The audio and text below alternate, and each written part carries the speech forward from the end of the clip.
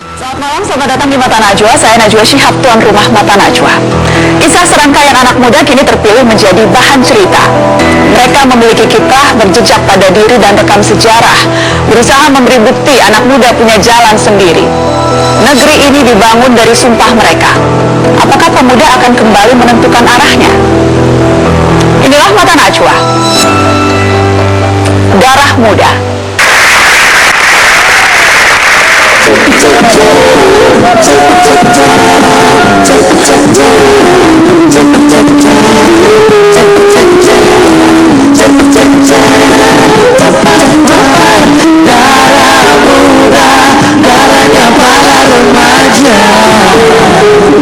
Yang selalu merasa gagal, tak pernah mau mengalah.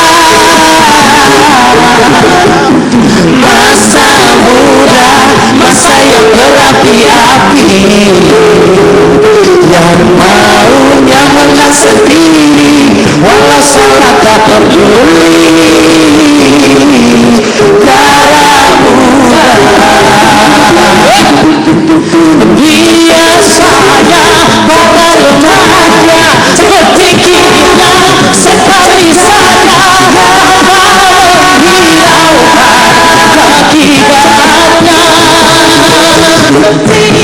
Wahai kawan, jangan bercanda, waspadalah dalam melangkah agar tidak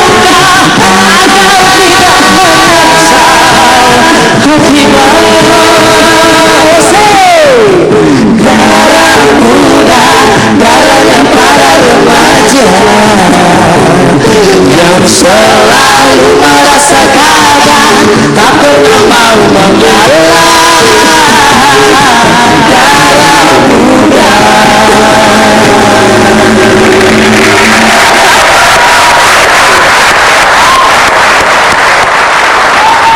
Ya, sekali lagi tepuk tangan dong untuk Penta Boys. Pemirsa, apa kabar para pemuda? Masihkah Anda menjadi roda penggerak bangsa atau malah bagian dari mereka yang diam tanpa suara? Hari ini Mata Najwa mengundang dua orang yang selalu concern dengan jiwa muda. Saya perkenalkan, ada Wali Kota Bogor, Kang Bima Arya. Selamat malam, Kang Bima. Kemudian juga ada Guru Besar Fakultas Ekonomi dan Bisnis Universitas Indonesia, Prof. Renald Kasali. Selamat malam, Prof. Terima kasih. Kita bicara soal darah muda, anak muda zaman sekarang. Mau jujur-jujuran di awal, supaya enak diskusinya dan supaya kita bisa bergerak maju. Jujur, Prof. Renald, anak muda sekarang tipikalnya seperti apa ya menurut Anda? Saya kira tetap terbagi dalam beberapa segmen, bahkan banyak segmen saat ini.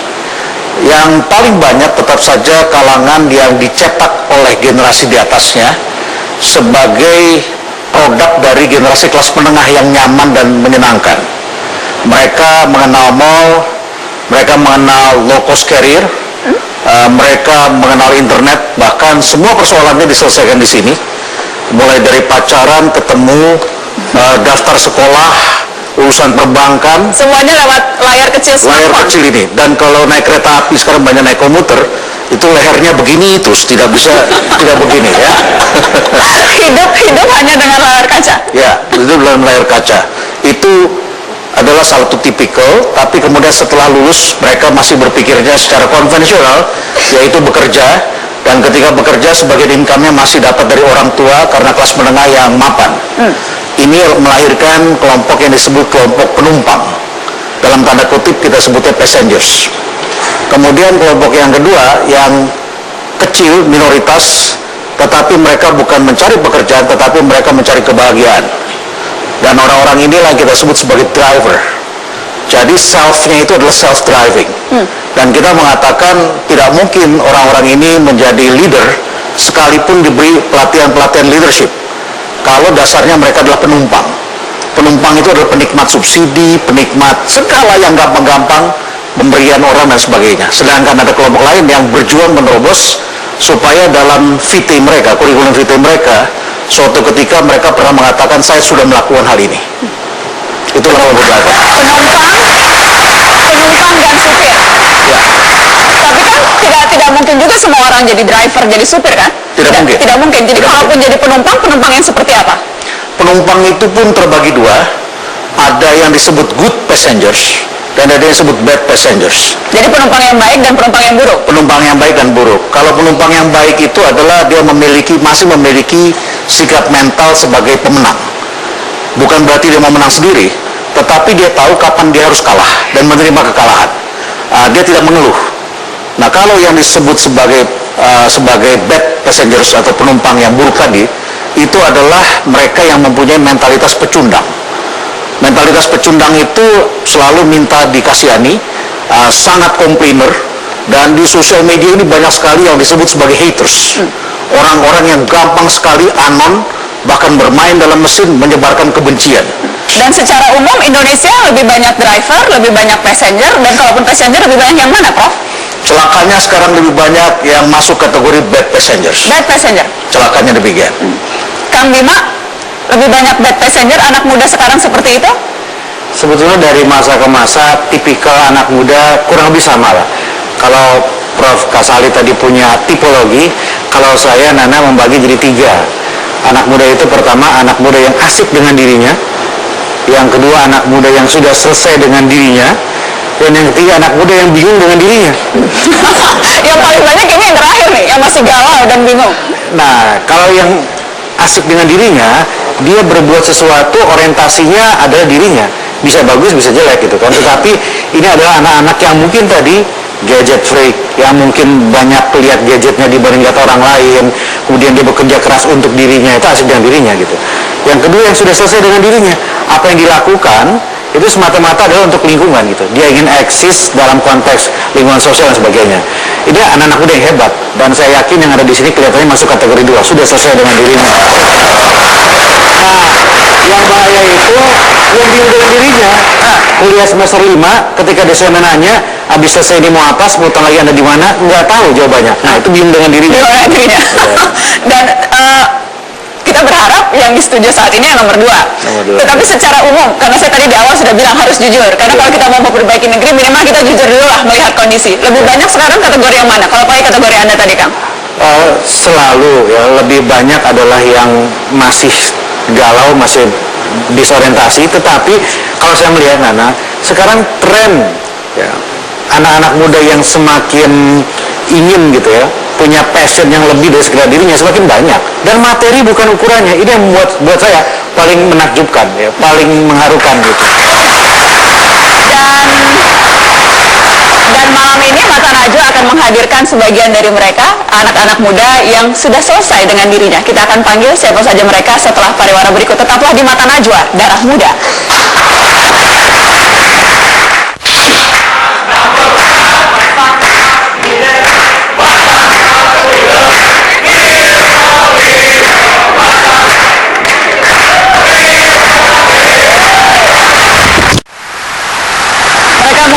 Berani, darat, laut, dan udara telah mereka kuasai. Satria berbaju oranye berani menerjang bahaya guna menyelamatkan jiwa yang terkena bencana. Kita panggil Charles Batlajeri, Komandan Kompi Basarnas Special Group, dan Aswandi, anggota Basarnas Special Group.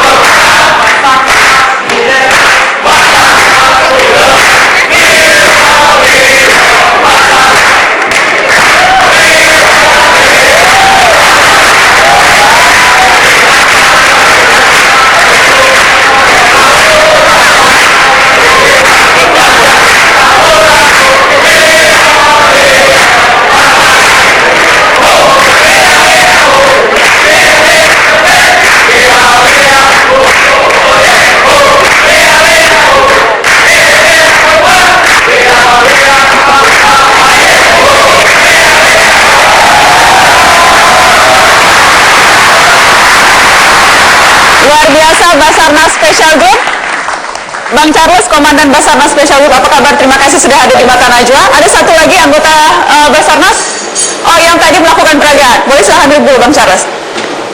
Itu hal yang biasa sekali tadi dilakukannya, terjun dari atas studio, walaupun mungkin penyelamatan di studio tidak pernah ada ya. Apa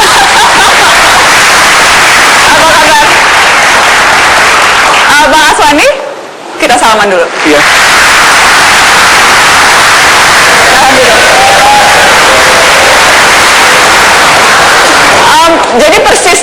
Basarnas Special Group, bedanya apa dengan yang tidak spesial? Karena tampaknya dua-duanya sama-sama hebat. Yang spesial ini lebih hebatnya apa? Yang spesial hebatnya karena mengikuti pelatihan dan pendidikan yang tidak diikuti oleh teman-teman pesisir yang biasanya. Apa yang bisa dilakukan oleh yang biasa dan bisa dilakukan oleh Special Group? Kalau yang spesial khusus untuk musibah-musibah yang memang sulit untuk ditangani, seperti misalnya contoh menyelam di kedalaman yang tidak seperti biasanya dilakukan oleh penyelam-penyelam yang biasanya, terus kemudian harus masuk ke dalam sumur, harus masuk ke dalam terowongan, di segala medan harus bisa khusus untuk Basarnas Special Group. Harus siap di segala medan? Siap. Luar biasa. Saya ingin tahu ceritanya Bang Charles. Bang Charles ini sudah berapa lama di Basarnas? Di Basarnas sudah 10 tahun. Sudah 10 tahun. Pertama kali masuk Basarnas usia berapa? Pertama kali masuk Basarnas usia 22 tahun. 22 tahun Iya. masuk Basarnas Iya. pertama kali. Dan apa awal mulanya ketika pertama kali masuk Basarnas, apa yang mendorong Bang Charles? Pertama kali masuk Basarnas karena awalnya Basarnas itu kurang terkenal, jadi awalnya masuk Basarnas itu hanya ikut-ikutan aja karena waktu itu terlihat teman-teman kuliah pada masuk Basarnas, kayaknya pingin coba-coba nih, karena memang dulu pola pikir dulu adalah pingin dapat kerja, artinya enggak, yang penting kerjalah, sehingga ambil keputusan untuk ikut teman-teman yang lain untuk masuk ke Basarnas gitu. Waktu itu di mana? Waktu itu di Papua. Di Papua. Iya. Di Papua. Jadi pertama di Papua. Jadi waktu itu belum lulus kuliah atau sudah lulus kuliah? Belum lulus kuliah, masih semester 6 waktu itu. Semester 6 dan kemudian masuk ke Basarnas. Iya. Kalau Bang Aswandi usia berapa sekarang? Usia sekarang 25 tahun. 25 tahun. Sudah berapa lama di Basarnas? Di Basarnas sudah 6 tahun. 6 tahun. Pertama kali masuk jadi berarti umur 19 tahun waktu itu? 19 tahun. 19 tahun. Asal dari mana Bang Aswandi? Saya asal dari Makassar. Dari Makassar. Iya. Harus ditanya karena saya juga orang Makassar, jadi boleh kita ikut bangga. Kalau Bang Aswandi, kenapa dulu pertama kali masuk Basarnas karena apa? Ya sama, tidak jauh-jauh dengan Dangki ya. Yang pertama mau masuk Basarnas, pengen kerja, cari kerja. Terus setelah masuk, Tapi orang cari kerja tuh yang gampang. Kok ini cari kerjanya yang sulit? kayaknya dia sebuah hobi. Hobi? Iya. Hobi yang sulit-sulit? Ya hobi yang sulit lah. Sebuah berpetualangan, bekerja dan beribadah. Bekerja sambil beribadah. Apa yang paling berat sejauh ini, Bang Charles, dari pengalaman Anda sudah 10 tahun dan sekarang sudah menjadi komandan Special Group, apa yang paling berat dari pengalaman selama ini? Untuk penanganan musibah dan pertolongan terhadap orang-orang atau terhadap manusia yang paling berat, saya kira semuanya berat, tapi di darat, laut maupun di udara yang paling berat adalah di laut. Contohnya kemarin kasus pesawat AirAsia QZ 8501 itu pengalaman paling berat, karena kalau posisi korban berada di laut itu dia akan mengalami perubahan posisi. Misalnya contoh harusnya di titik koordinat sekian-sekian derajat, apabila dipengaruhi oleh arus, angin dan lain-lain sebagainya, maka korban tersebut bisa bergeser. Jadi harusnya kalau misalnya di darat, di posisi dan di titik koordinat itu kita bisa langsung menemukan. Apabila di laut, maka kita akan sulit untuk menemukan, apalagi sudah beberapa hari kemudian kita sampai di lokasi kejadian. Jadi yang pengalaman terakhir itu yang betul-betul dirasa berat. Iya, memang. Pernah sampai kemudian harus bertaruh dengan nyawa sendiri, Bang Charles atau Aswandi? Ketika pernah ada kejadian tertentu yang bisa diceritakan? Kejadian tertentu yang memang sebenarnya banyak kejadian. Misalnya contoh kita nyelam di kedalaman 35 meter, misalnya contoh pesawat AirAsia kemarin kan ada di kedalaman sekitar 35 meter. Pada saat kita nyelam, apabila kita sendiri nggak mengerti kesehatan penyelaman itu, apa itu dekompresi, apa itu narkosis, maka akibatnya bisa buruk untuk kita sendiri apabila kita tidak mengikuti standar operasi prosedur yang memang sudah ada. Bang Aswandi, ketika menyelam, ketika turun dari ketinggian, ketika masuk ke sumur, pernah ada perasaan takut tidak? Ya kalau takut itu mungkin hal yang wajar buat manusia yang normal. Tapi ketakutan itu harus diimbangi. Karena niat kita baik, kita mau menolong, mau bekerja, Tuhan pasti melindungi kita. Saya mau minta tanggapan profesional dari Kang Bima Arya terhadap Aswandi dan Charles. Ada tanggapan tertentu atau ada pertanyaan? Tadi kan menarik pertanyaannya. Kalau cari kerja kan cari kerja yang gampang, yang enak ya. Ini milih cari kerja masuk sumur. Saya nggak bisa bayangkan begitu kan ya. Saya kalau punya anak ada masuk sumur, saya malah tutup itu sumur, jauh dari sumur.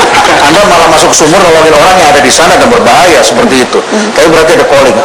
Apakah pengalaman masa lalu seseorang itu memegang peranan penting sehingga dia memilih pekerjaan seperti Anda ini?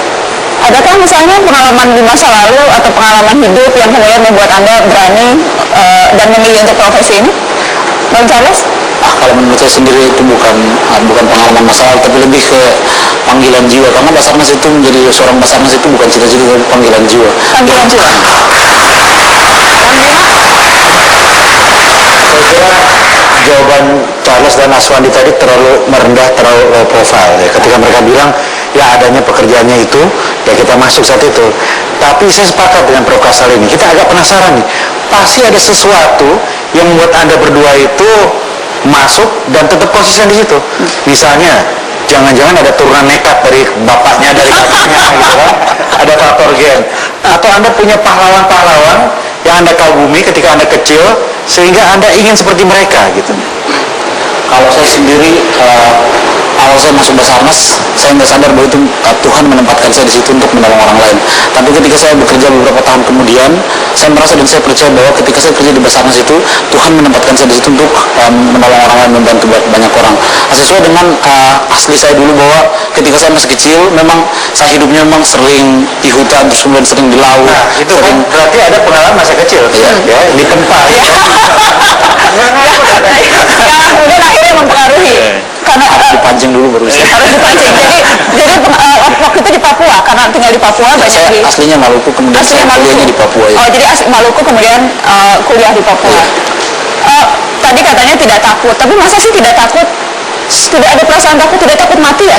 Sebenarnya semua manusia itu punya rasa takut, namun ketika kami melakukan hal-hal yang berbahaya seperti itu, kami memanajemen rasa takut itu sehingga rasa takut itu ada tapi sangat kecil dan kami bisa mengatasi itu. Bagaimana caranya mengatasi rasa takut? Coba tolong ditularkan ke yang lain.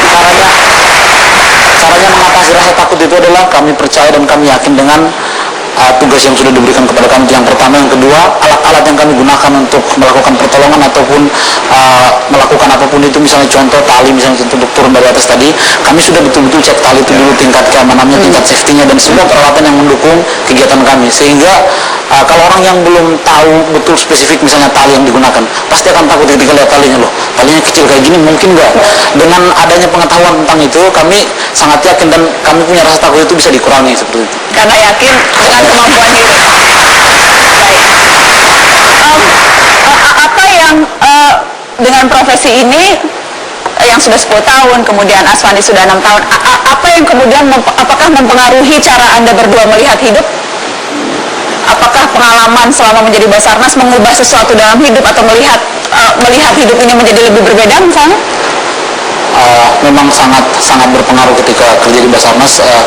Pola pikir yang tadinya ingin bekerja hanya sekedar bekerja, ketika kerja di Basarnas dan menolong banyak orang lain, kami punya mengalami perubahan paradigma atau perubahan pola pikir yang sangat signifikan. Misalnya contoh, tadinya kami berpikir bahwa semua orang itu ada perbedaan, misalnya contoh beda agama, suku, ras dan sebagainya. Namun ketika kami di Basarnas, ketika kami menolong orang lain, kami sudah tidak lagi istilahnya melihat bahwa orang ini agamanya apa, sukunya apa, atau siapapun orangnya. Ketika kami ketemu di medan atau di lokasi itu memang sudah mengalami hal-hal yang memang harus ditolong, maka kami segera menolong tanpa melihat semuanya itu. Dari situ kami mendapat sebuah pelajaran, bahwa siapapun kita semuanya sama, tidak ada perbedaan, entah itu suku, agama, ras dan sebagainya.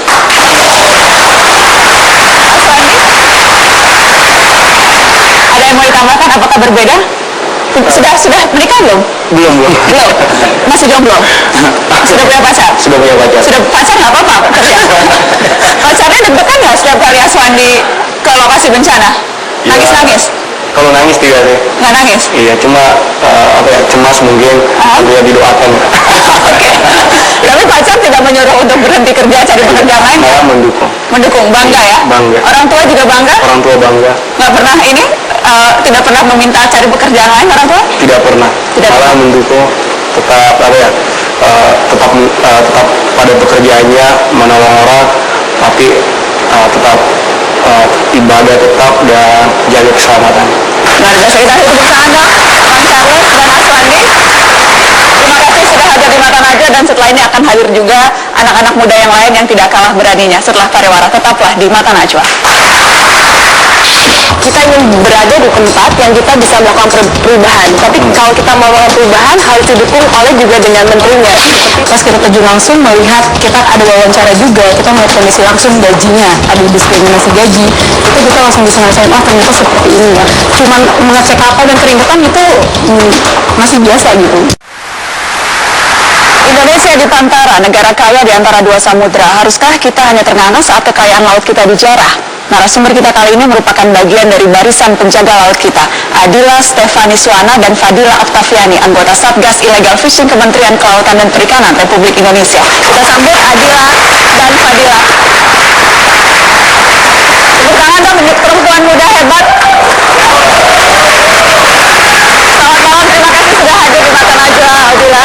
Kalau gitu silahkan duduk. Anggota Satgas Illegal Fishing Kementerian Kelautan dan Perikanan. Saya mau tanya dulu, umurnya berapa sih? Saya 24. 24? Dia? 23. 23 tahun, lulusan mana? Universitas Indonesia. Dari UI, Fakultas Hukum. Fakultas Hukum, dia juga sama. Fakultas Hukum, Universitas Indonesia. 23 tahun, 24 tahun. Oke. Biasanya itu lulusan Fakultas Hukum, dari UI apalagi? Saya tahu karena saya juga dari UI Fakultas Hukum. Biasanya itu lulusannya ke law firm. Kalau ke law firm itu gajinya bisa per dolar rate-nya, per jam. Tapi ini memilih menjadi Satgas anggota illegal fishing. Persisnya itu apa dulu sih ini? Pekerjaannya apa tuh? Jadi saya ke Adila dulu. Pekerjaannya apa nih Satgas illegal fishing? Sebenarnya Satgas ada dua pekerjaan utama. Yang pertama adalah untuk menganalisa, mengaudit kapal-kapal yang dahulunya pembangunannya di luar negeri. Sebutannya kita sebut secara singkat kapal-kapal asing. Jadi kapal yang dibuat Thailand, di Cina, yang menangkap ikan di Indonesia. Dan yang kedua adalah untuk peningkatan efektivitas koordinasi penegakan hukum. Tapi kalau kita lebih banyak untuk audit kapalnya. Audit kapal. Jadi apa yang diaudit? Seperti apa misalnya auditnya? Audit kapal itu dilihat dari dua sisi. Pertama dari legalitas badan hukum atau perorangan yang memiliki kapal, juga dari operasional kapal itu sendiri. Apakah dalam melaksanakan pelayaran penangkapan itu mereka sesuai dengan peraturan perundang-undangan yang berlaku di Indonesia. Jadi datang ke kapal-kapal begitu? Iya. Kemana saja? Sudah kemana saja nih misalnya? Kalau saya banyak ke daerah timur, itu ke Kepulauan Aru ada 4 tempat, di Tual, Dobo, Benjina, dan Penambulai. Itu kalau di peta ada di kanan bawah banget, juga ke Ambon. Ke Ambon, iya. Kalau Adila sudah di mana aja? Kalau di timur di Ambon, lalu di baratnya di timur juga di Benoa, Banyuwangi, di Jakarta juga kita. Dan prosesnya kemudian yang dilakukan, yang tadi seperti kita lihat, kita akan tunjukkan juga foto-fotonya. Jadi prosesnya di sana akan meneliti fisik kapalnya dan sebagainya. Dua, Mbak. Jadi dari segi dokumennya juga, karena perusahaan mengirimkan dokumen juga, lalu dari segi fisik kapalnya. Oke. Kenapa sih mau jadi anggota Satgas Illegal Fishing? Kalau buat saya, karena menantang dan suatu hal baru, di mana saya bisa melakukan sesuatu yang nyata dan untuk membantu menjaga perikanan di Indonesia lebih baik lagi.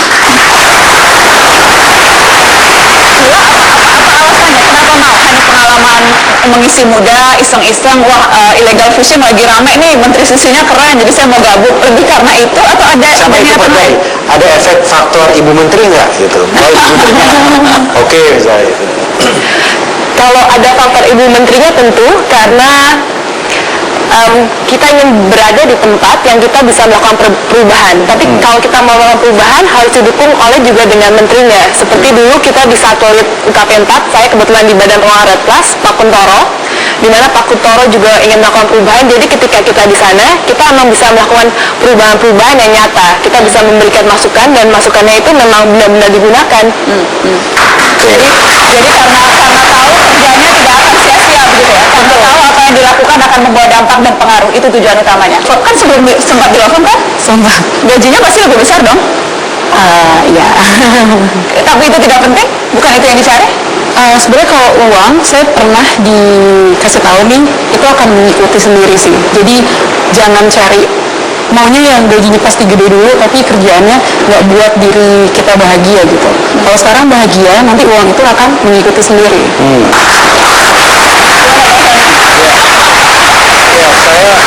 Saya tidak melihat wajah takut di antara Anda ya. Anda tahu nggak sih belum lama ini ada seorang saksi kunci di kelautan itu yang sampai menjadi korban. Ya, konon kabarnya ya katanya dibunuh dan sebagainya. Tapi saya tidak melihat wajah takut. Kalau di wajah-wajah Anda seperti ini, ya. Atau mungkin karena wajah Anda seperti ini, orang juga nggak mikir Anda sesuatu yang mesti dikhawatirkan. Tapi begini. Kalau saya lihat wajah sebagian besar auditor yang bekerja di kantor pemerintah, ya, mungkin teman-teman tahu wajah-wajah orang-orang yang kerja di auditor, ya, itu mukanya kayaknya suntuk gitu, mukanya capek, letih, ya, kerjanya berat dan sebagainya. Kok Anda bisa seperti ini sih? Di kapal kan panas, terik dan sebagainya. Anda mengaudit loh, berat loh itu. Anda tidak merasakan itu, ada masalah-masalah seperti itu. Atau kalau dikerja di sana mukanya kenceng juga. Kita akan tunjukkan foto-foto pada saat dua anak muda ini bekerja di sana. Kami tunjukkan. Dila, bisa cerita? Karena kita semangat sih Pak. Jadi walaupun panas-panas, terik-terik, tapi karena kita semangat dan kita tahu bahwa yang kita lakukan hopefully bermanfaat, jadi kita walaupun capek, kita happy sih ngerjainnya Pak. Jadi hilang, rasa capek itu hilang. Rasa capek masih ada Mbak, tapi karena Mungkin hilang ya? nggak hilang, rasa capek nggak hilang, tapi karena rasa semangat itu, dan kita tiap bangun pagi gitu semangat, oh kita harus ngerjain ini, dan kita bisa nemuin kesalahan-kesalahan yang dilakukan, itu kita senang sih. Dan apa yang ingin dicapai? Kalau misalnya saat tadi Kang Bima Arya bilang kalaupun misalnya sudah selesai waktunya dan kemudian sudah selesai, tapi adakah sesuatu lagi yang ingin dicapai? Ada target tertentu begitu? Sebenarnya sih kita ultimate goalnya itu pengen lihat nelayan-nelayan Indonesia sendiri lokal itu bisa mencari ikan dan mendapatkan ikan yang kalau sekarang kondisinya mereka susah karena banyak yang mengambil gitu. Kalau jadi supaya mereka bisa mendapatkan ikan yang lebih banyak. Gitu. Peduli nelayan. Iya. Kenapa tiba-tiba bisa peduli itu? Kenapa penting? Anak-anak muda umur 23-24 tahun belum mikir soal nelayan tuh, mungkin malah jarang taunya ya beli ikannya di supermarket gitu. Itu diketahui pun pas kita ke lapangan langsung Mbak. Jadi bukan pas udah masuk waktu masih di kantor, belum tahu sih kayak peduli nelayan belum terlalu. Tapi pas kita terjun langsung melihat, kita ada wawancara juga, kita melihat kondisi langsung gajinya, ada diskriminasi gaji, itu kita langsung bisa ngerasain, oh ternyata seperti ini ya. Cuman mengecek kapal dan keringetan itu masih biasa gitu untuk di lingkungan perlautan. Tapi ketika tahu kondisi langsung, ketika melihat bagaimana nasib nelayan-nelayan kita, itu yang menjadi drive, itu yang menjadi dorongan untuk mau terjun dan melakukan sesuatu. Ditambah kita tahu bahwa kekayaan Indonesia dari segi laut itu luar biasa sekali. Nomor 2, garis pantai terpanjang, tapi nelayan kita tidak makmur. Itu jadi sebel. Dan dorongan sebel itu yang kemudian membuat mau melakukan ini. Iya, mau melakukan pekerjaan ini. Luar biasa, kita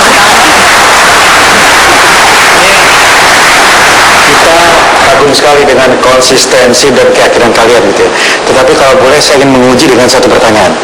Jadi setelah malam ini Anda berdua ditonton oleh jutaan rakyat Indonesia, ya kan?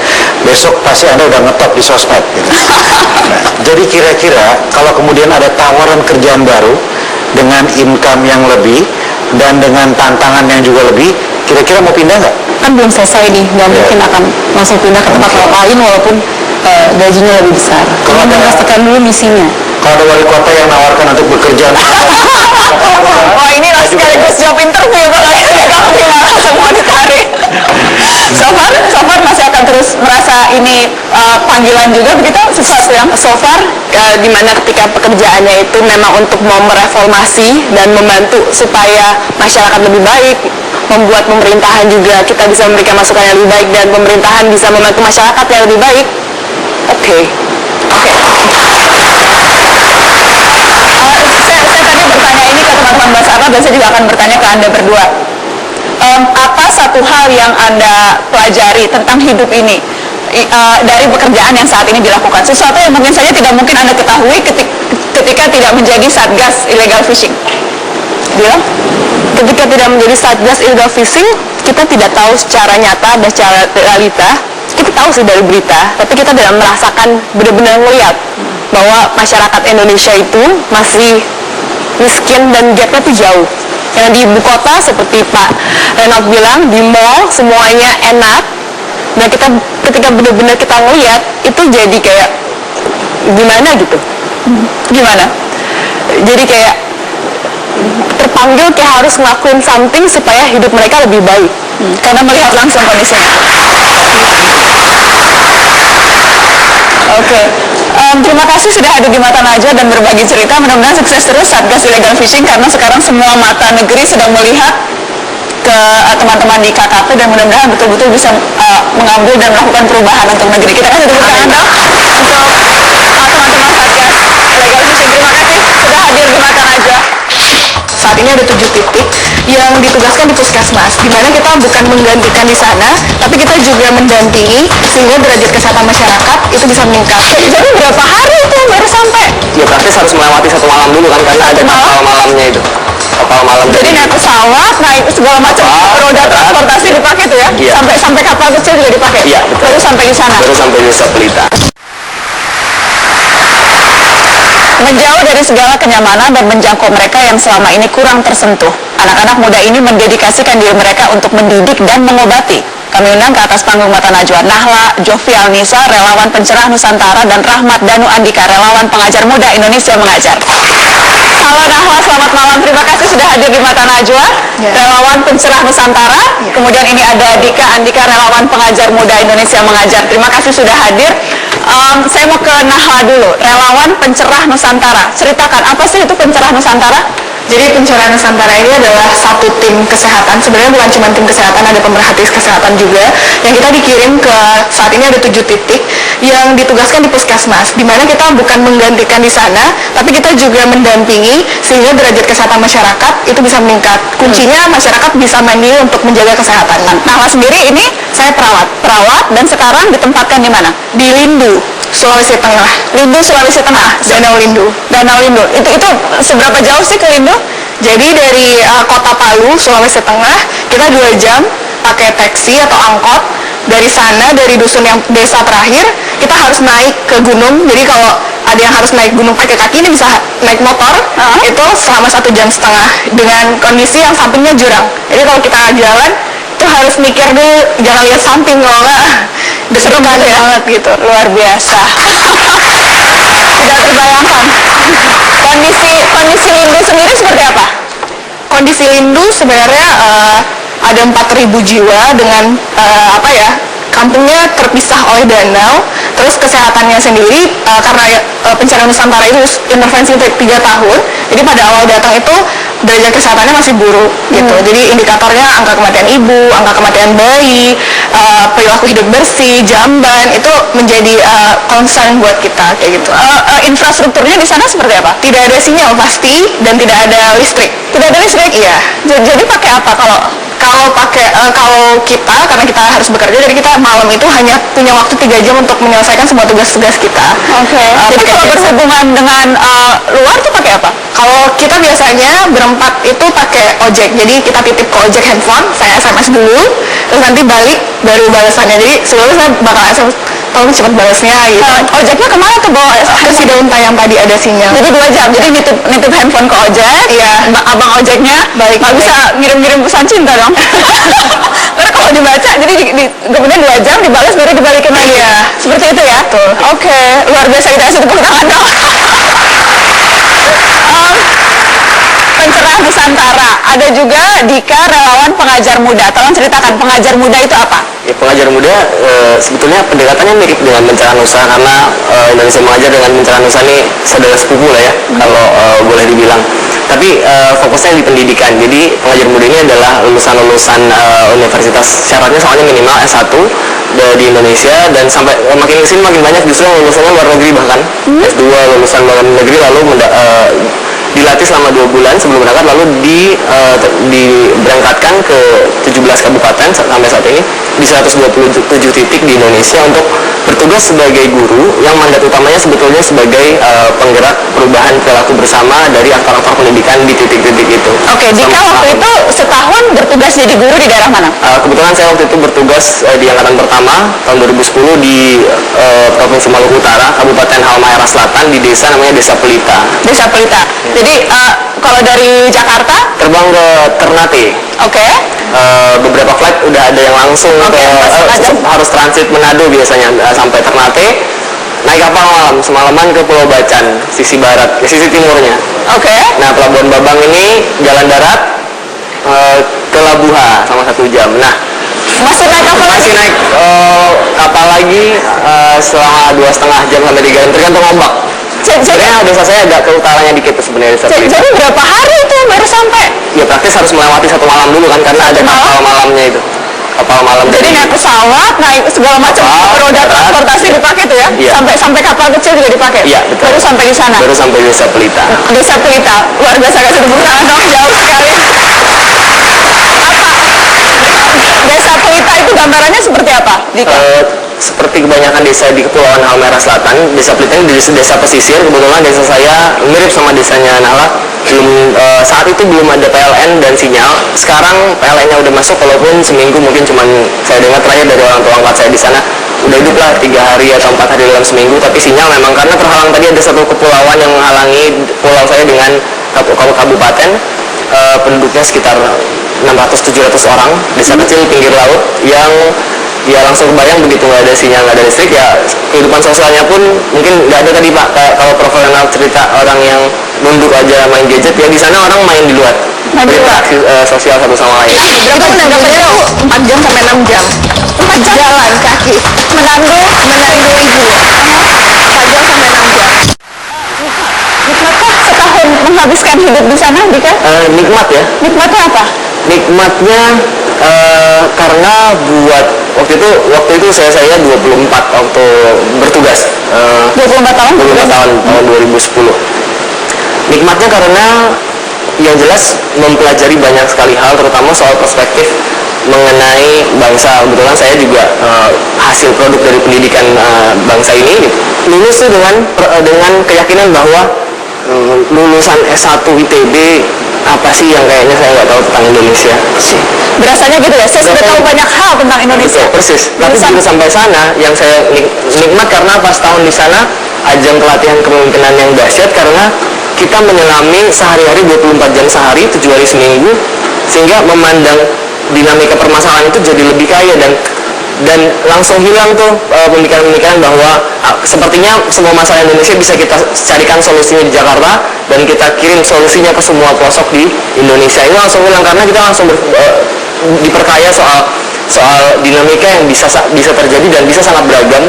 Apa misalnya? Beri contoh misalnya dinamika yang Dika alami di sana. Contoh, waktu saya 3 bulan baru bertugas itu mengajar sekolah. Ketika kami pengajar muda itu bertugas di SD negeri.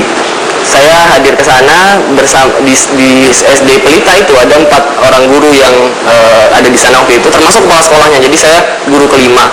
2 bulan bertugas saya menemukan ada lemari bantuan alat peraga IPA dari luar negeri waktu itu. Saya nggak pernah tanya karena saya pikir udah kosong atau sudah digunakan. Bulan ketiga saya bertanya, ini lemari apa sih? Oh, alat peraga dulu 2 tahun yang lalu ada bantuan. Saya bongkar, ada 12 kit science yang canggih dan sangat aplikatif. Yang kok nggak ada yang pakai nih Pak? Ya satu, nggak ada kebutuhannya. Kenapa harus? Selama ini juga nggak pernah pakai, kita aman-aman aja. Kedua, mungkin nggak ada yang nemenin sehingga guru-guru bisa familiar dan melakukannya. Jadi kalau isunya adalah pendidikan sains itu perlu ditingkatkan di daerah timur, kita orang Jakarta ini kita cenderung mudah kalau gitu bikin proyek pengadaan alat peraga. Dan teman-teman di Rote contohnya ada di tempat lain menemukannya 5 laptop, 2 infocus masih terbungkus rapi. Ada bantuan, terus kenapa lagi pakai? Ya nggak ada listrik. Jadi itu yang saya pikir iya juga ya, ternyata dinamikanya begitu variatif sehingga memerlukan pengalaman akar rumput yang memang agak intensif untuk saya waktu itu. Saya pikir untuk memperkaya diri saya ada pengetahuan itu gitu. Apa yang Anda pelajari? Ini sekarang Nahla masih bertugas di sana ya? Masih, akan balik ke sana. Jadi ini kebetulan saja Mata Najwa beruntung pas hari ada di Jakarta, Nahla bisa cerita dan berbagi pengalaman. Apa pengalaman yang sejauh ini begitu spektakuler dan menggetarkan dada kalau bicara pengabdian di Rindu? Jadi sebenarnya kalau menurut saya masyarakat itu punya cara untuk menjaga kesehatannya. Nah, yang kita kurang support itu adalah salah satunya gimana orang-orang yang ada di puskesmas itu bisa melayani dengan maksimal. Jadi pengetahuan dan lain-lain itu yang kurang. Jadi selama di sana saya tuh belajar banget. Ternyata di masyarakat itu banyak hal yang bisa kita potensi-potensi itu yang bisa kita arahkan untuk membantu mereka sadar terhadap kesehatannya. Yang kedua, kita juga melakukan empowerment petugas puskesmas. Jadi kita tuh selalu kena paradigma kalau puskesmas itu jelek. Kalau petugasnya itu pasti ya datang pulang. Padahal sebenarnya tugasnya adalah indoor dan outdoor. Nah itu yang kita akhirnya memberikan contoh. Ini loh yang benar. Ayo kita bareng-bareng. Ayo kita jemput bola dan sebagainya. Dan selain itu juga belajar tentang tatanan masyarakat. Karena menurut saya kesehatan bukan tanggung jawab tenaga kesehatan, tapi tanggung jawab bersama. Makanya di Lindu sendiri saya bersyukur semua jajaran pemerintahan itu sangat mendukung, bahkan memberikan support yang sangat besar terhadap kesehatan. Oke, bicara jajaran pemerintahan, juga kebetulan malam ini hadir Pak Karno Camat Lindu yang kebetulan pas hari ini ada di Jakarta. Selamat malam Pak Karno, terima kasih sudah menyempatkan datang. Apa yang Anda dan masyarakat rasakan dengan hadirnya Nahla dan anak-anak muda lainnya di Lindu? Kalau tadinya puskesmas itu dijadikan hanya tempat untuk berobat, tapi sekarang itu puskesmas itu dijadikan suatu tempat untuk memeriksakan kesehatannya. Dan kadangkala kalau pada saat merujuk masyarakat itu mereka ini dengan antusias juga, karena di sana belum ada jalan akses kendaraan roda 4. Kami sama-sama jalan kaki atau naik ojek atau sama-sama pikul pasien yang dirujuk ke rumah sakit umum. Memikul ya? Saya mau dengar cerita Nahla, jadi itu biasa memikul pasien? Jadi karena puskesmas kan listriknya belum ada, jadi semoga ada tenaga surya atau solar cell. Nah itu akhirnya kalau misalnya kayak baru-baru ini kita hadapin itu adalah ibu dengan keguguran. Jadi kegugurannya tidak lengkap sehingga harus dirujuk dan harus mendapatkan ruang operasi. Akhirnya kita rujuk pagi hari. Berapa menanggapnya itu 4 jam sampai 6 jam. 4 jam jalan kaki menandu ibu 4 jam sampai 6 jam Untuk sampai ke lokasi terdekat, untuk sampai di lokasi terdekat itu sampai ambulans yang Sidaunta, terus nanti harus 2 jam lagi ke Palu. Ini harus jadi movement, memang untuk bergerak, memang untuk mengajak saudara sebangsa untuk ikut sama-sama bergerak di berbagai bidang, kesehatan, pendidikan, illegal fishing dan seterusnya. Terus galau, jangan terima apa yang ada di bangku kuliah, karena itu semuanya kalau kita nggak lihat langsung, kalau kita nggak kenal bangsa kita, itu kita nggak akan tahu intervensi yang tepat itu seperti apa.